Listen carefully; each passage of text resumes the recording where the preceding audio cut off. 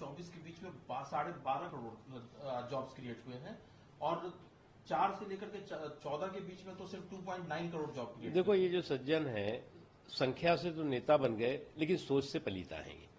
अब जो व्यक्ति संख्या से नेता बन जाए और सोच से अभी भी पलीता हो और देश के प्रोग्रेस प्रॉस्पेरिटी पे पलीते का पर्यायवाची बन जाए तो वो इसी तरह की बातें करेगा। इनको इस बात को समझना चाहिए, ये 10 साल पूरी दुनिया में संकट और कंटक के साल रहे हैं।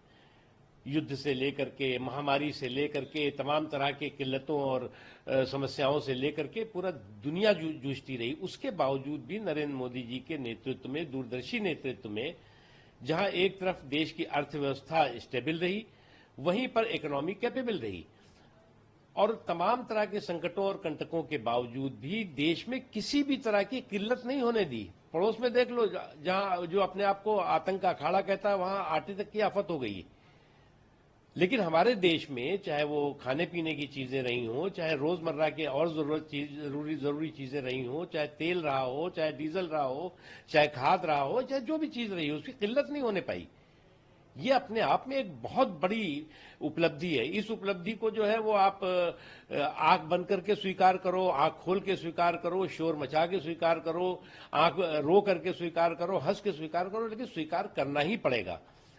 क्योंकि आज देश में जो रोजगार की बात है, रोजगार और रोजगार के मौके, ऐसी स्थिति में, जिस स्थिति में कि पूरी दुनिया त्राही त्राही कर रही है, जहां पर जो है वो एम्प्लॉयमेंट और एम्प्लॉयमेंट अपॉर्चुनिटीज जो है वो डे बाय डे जमीन पे गिरती जा रही है, खत्म होती जा रही है, वहां पर हमारे देश में एम्प्लॉयमेंट और एम्प्लॉयमेंट अपॉर्चुनिटी, रोजगार और रोजगार के मौकों को ज्यादा से ज्यादा पैदा करने का कोशिश की गई और सफलता भी मिली।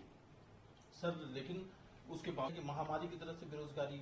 देखो, राहुल गांधी जी की स्थिति ये है, उस नादान बच्चे जैसी स्थिति है कि अगर खेल में हम जीतेंगे नहीं तो हम खेल बिगाड़ेंगे। अब उनकी ये कि ना हम खेलेंगे और ना हम खेलने देंगे, ना हम जीतेंगे और ना हम किसी को जीतने देंगे। तो उनकी गलतफहमी ये हो गई है कि वो जो उन्होंने जो है वो शतक के आसपास पहुंचे हैं तो वो इसी निगेटिविटी की वजह से पहुंचे हैं। लेकिन ये नहीं समझ पा रहे हैं कि यही निगेटिविटी अगर इन्होंने कायम रखी संसद से लेकर के सड़क तक तो उनका हश्र क्या होगा उसका अंदाजा आप आसानी से लगा सकते हैं।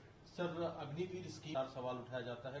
कल सभी आर्म फोर्सेस के चीफ ने ये क्लियर किया कि जो भी एक्स अग्निवीर होंगे उनको 10% कोटा कांस्टेबल पोस्ट के लिए फिक्स है। देखिए, अग्निवीर पर भ्रमवीरों ने जो इस तरह का भय भ्रम का भौकाल खड़ा करने की कोशिश की है, वो उससे जो है नौजवानों के भविष्य के साथ खिलवाड़ करने का काम किया है।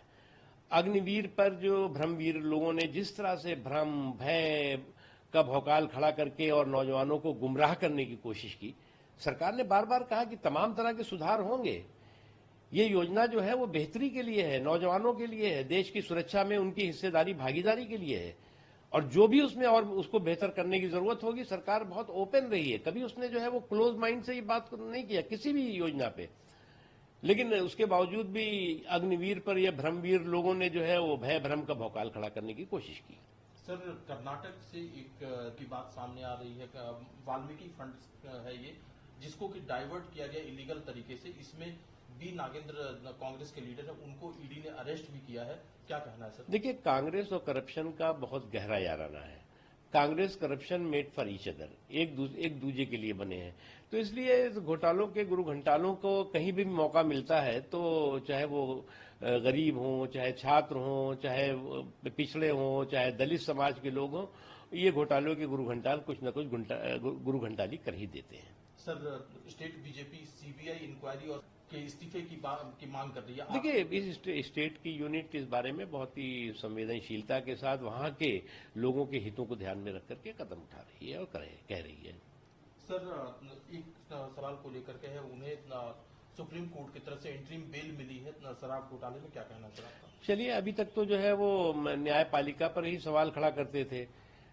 कभी न्यायपालिका पे सवाल, कभी चुनाव आयोग पे सवाल, कभी जो है वो संसद पर सवाल, कभी लोकतंत्र पे सवाल, कभी संविधान पे सवाल। तो ये सवालों के सूरमाओं को अब तो समझ में आना चाहिए कि